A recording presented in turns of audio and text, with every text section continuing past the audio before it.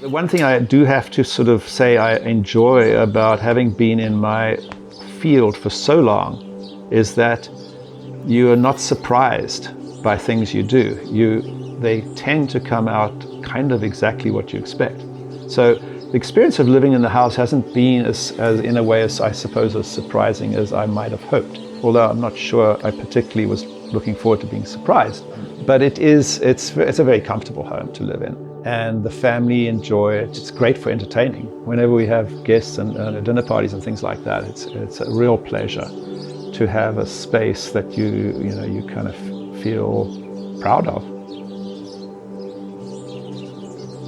My name is Clive Wilkinson. I'm an architect here in Los Angeles, the owner and designer of this house known as the Kingsland House.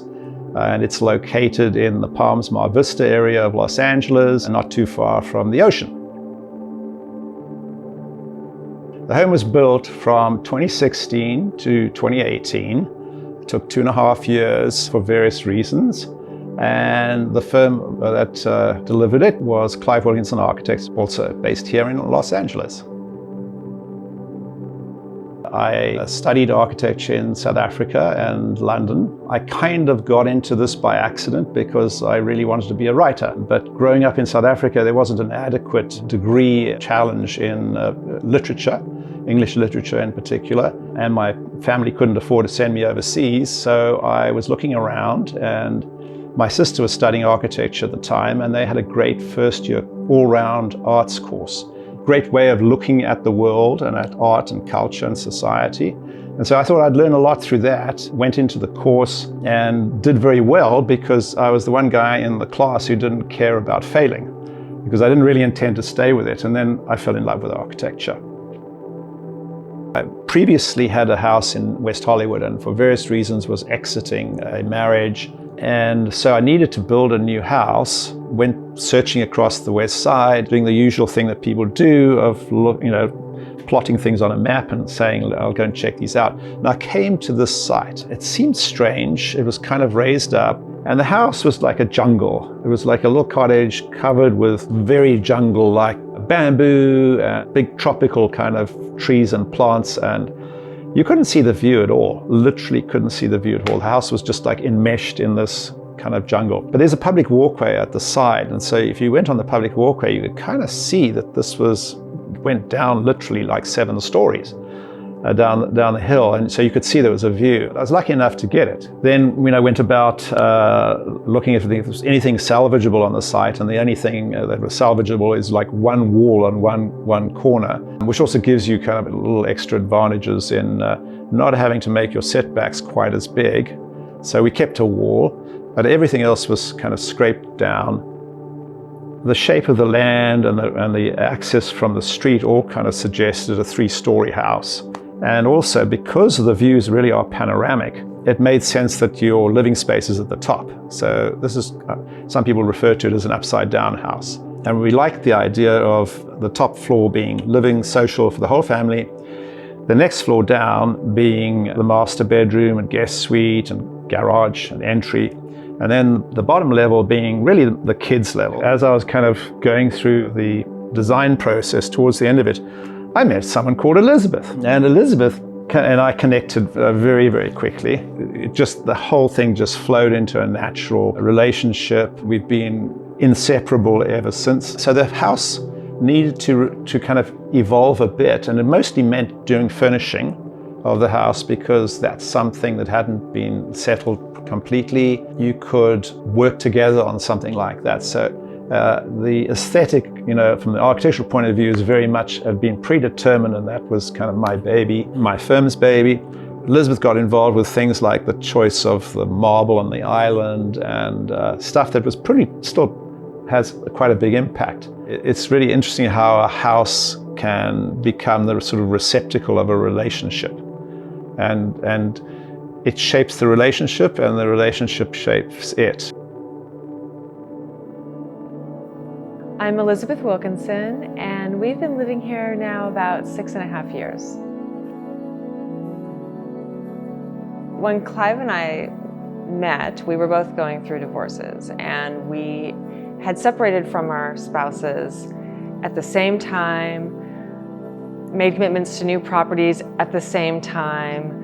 And we met about a year later. I mean, it was just barely starting construction, but he had designed the majority of it. It was amazing to come here and watch it from the ground up. The walls being poured and the roof going up. It was really amazing. And he had thought he'd be living here with his 2 kids and maybe a nanny. And so he designed the ground floor in that way, being a single, very busily working father. But then it worked out that my daughter, who's 5 years older than his oldest, moved perfectly into that room with its little ensuite bathroom, and everybody had a place. It was just so perfect. Even though the house from the outside looks very dramatic and kind of avant-garde and has the dark steel on the outside and has some almost spaceship-like qualities, it's really a very warm home. All the wood, funny little quirky things we have decorating the house, the garden, which was designed but kind of in a naturalistic sort of way, and we really like to keep it that way. We love to look outside at the garden. We love the long views. I love these big windows that we can open up all the way. Almost every evening when we come home from work, we open those all the way, and I just love that connection to nature. And it's not just that we have an amazing view, it's that, just that openness. But at the same time, the house can be very cozy. It just feels very natural to live here. It's just such a well thought out home that it's just very comfortable. I would say that when I was in design school, one of the things I realized at that time was that good design isn't about a style. It's about all the qualities of design, the way the space is laid out, the balance of materials, hard and soft, and wood and stone, and I think that that's accomplished in this house. From the concrete that's balanced with the wood, the marble, and then the linen drapes. I really love the balance that's here. I think that the house really strikes that balance. The pool outside, seeing that water as we walk through the house. I have nothing to complain about. Beautiful, big, functional kitchen with an incredible view, the beautiful finishes and the great cabinetry. I mean, it's a dream. It's been amazing living here. I mean, I have to admit I never really imagined myself living in a home like this. It's such an unusual, special home. I didn't know I'd be married to an amazing architect who had designed his dream home for his family, and coming in to his life and everything meshing so perfectly. This home is kind of proof of that. So the practice has been in business for, 34 years now, something like that. And we've been incredibly lucky. We've had some very big clients. We did the original Googleplex in 2004. We've done multiple ad agencies in North America, Europe. And in addition, we've done some other stuff, like we did the Santa Monica College Media and Arts Campus and a new building for KCRW, the radio station. So been lucky with some amazing clients. I think the biggest, this is something so familiar to so many people. I think the biggest challenge was money, just being straightforward about it. I didn't really have enough to do the house at the time that this all got launched.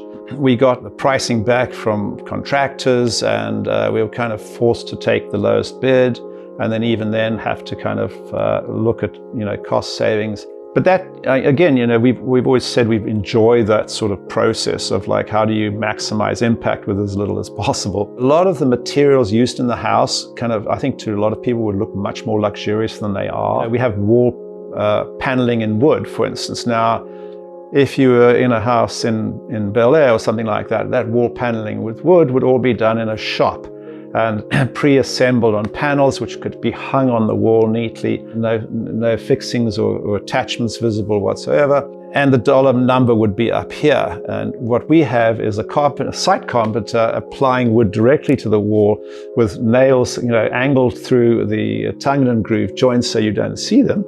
And in the end, because this wood sourcing hasn't necessarily been completely, regular, we sandblast the whole thing, and that blends it all together. There are little tricks, I think, that you can get consistency. But also, I guess, we kind of like the slight roughness of the house. It's extremely inexpensive in terms of finishes. I think one draws one's inspiration from absolutely everything that you experience. We do love traveling. I've always loved traveling, so I love going into different cultures and different civilizations and absorbing, the different ways in which people do things, whether that's in Asia and Japan, or the variety across the landscape of Europe, even the difference between East and West Coast. We love going to Mexico, and it's very much to do with that huge change of culture when you go there. So I think that you're picking up things from everywhere. There's a mixture of things, and I think that's a love of the creativity of mankind. I think is the thing that drives an awful lot of us. Whether we architects or screenwriters or poets or whatever. In fact, being a poet was actually the thing that I wanted to be originally, and actually poetry seems to have almost kind of gone by the wayside in our current world. When I was a kid, poetry was a big deal. I've always felt like a lot of what we do in architecture is a form of poetry, because poetry has always got to do with distilling experience down to an essence, to the most minimal, elegant way you can say something that's dramatic. The rendering of the ordinary, extraordinary. I think I do genuinely feel very privileged to have been able to have done this. When I think about how other people, live in their own worlds, and sometimes we've had this reaction of people, to this house about, oh my gosh, this is like such a palace as far as they're concerned. I like to think that the world doesn't need you to be living in a palace, because you can make almost anything into a palace.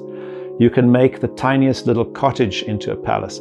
It's really about the care that is invested in something. People can be rich with very, very little. We find ourselves sometimes talking to people about designing something much more modest for them.